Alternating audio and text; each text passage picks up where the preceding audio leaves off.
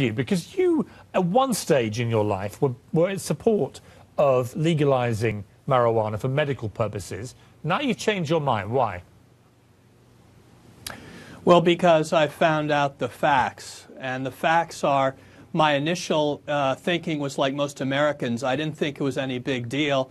Frankly, I thought people who had cancer, some medical need, every member of my family has had cancer, so I wouldn't begrudge them using something to mitigate the effects of chemotherapy, for example.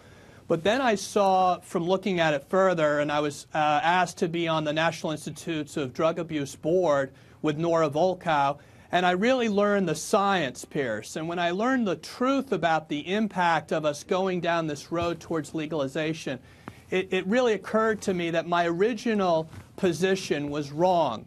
And I hope that anybody who has a position, if they see the facts and they see that they were wrong, they will admit it. I admit it. I was wrong to initially think that there was something harmless about medical marijuana, because now what I've seen is that there is a commercial industry behind this medical marijuana, soon to be moving down the track, as it has in Washington, Colorado, to become fully legalized.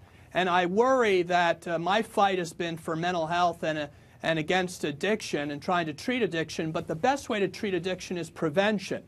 And what I really worry about with this reducing the kind of harm, perception of harm of marijuana, which is what's really out there now thanks to all this movement towards legalization, that more people will use, Piers. And if more people use like I did when I was a teenager, 9 out of 10 addicts, which I became, started when they were teenagers. And no one can argue to me that this move will increase the number of young people who will end up using this because they don't think it's any big deal because of this notion that it's medical. And I think that's a dangerous notion.